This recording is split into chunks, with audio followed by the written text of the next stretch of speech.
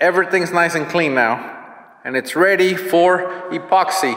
Leroy, he's the one helping me today. And he came in today, and while I went to go drop off the machine and pick up some sealer, he finished cleaning everything up. We he removed the 2x4 legs and just kind of kicked them over 45 degrees for now. We're probably gonna end up removing all that at some point and doing something there. We don't know what at this moment, so, but anyway, we left it. We're just gonna go around the legs. All right, so now we're gonna start putting the epoxy down. We're using, like I said, it's a two-part epoxy, 100% solids. This is good stuff. Because it is so thick, we're gonna pour it out on the concrete, and then we're gonna use a notched squeegee to spread it out, and then we're just gonna back roll it to make sure it's nice and even.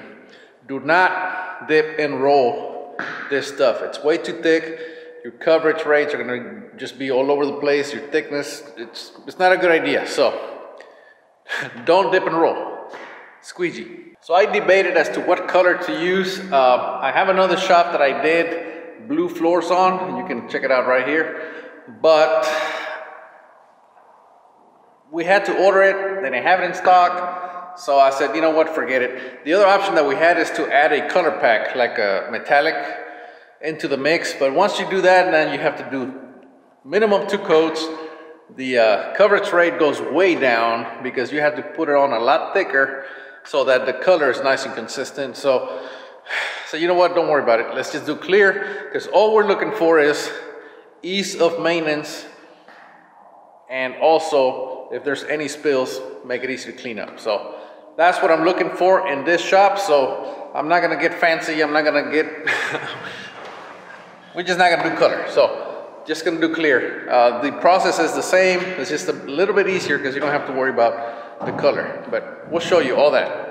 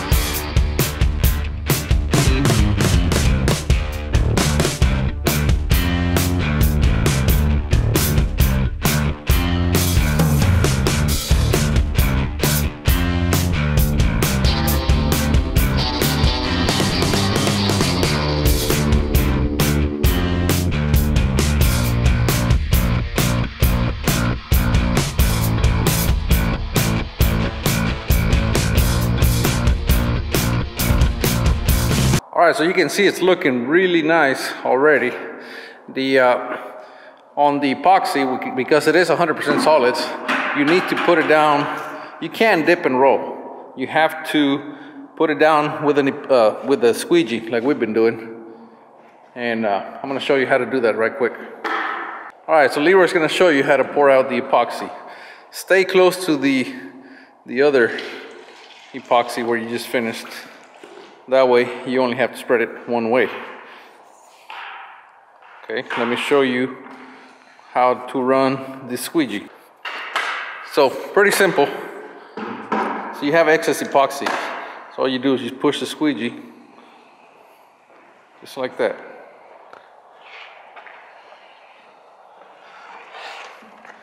All right, pull it back. Like I say, you're just trying to get epoxy all over the floor, but the squeegee has notches on it that keeps you from putting too much down or too little.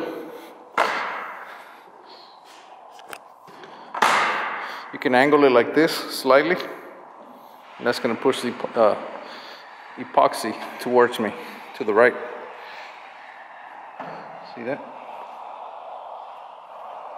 Anyway, you do that back and forth until you have no more excess epoxy. You can see there's still some right there.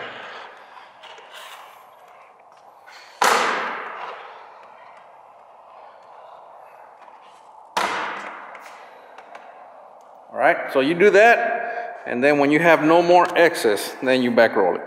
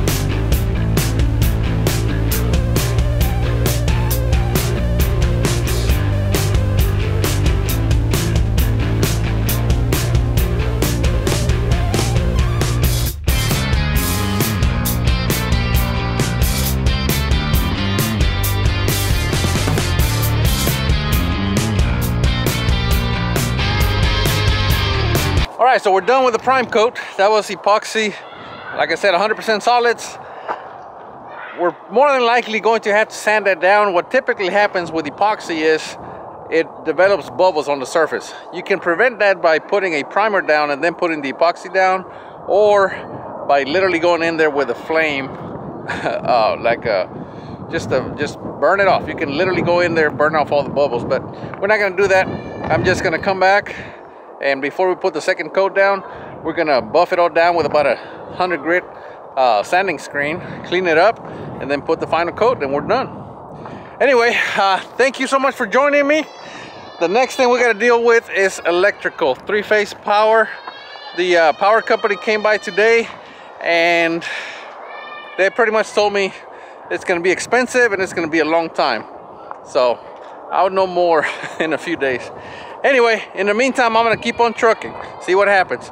Alrighty, thank you for joining me, and we'll see you guys next time. Keep them centered. Tonight I'm feeling me, gonna make an ugly scene. Tonight I'm feeling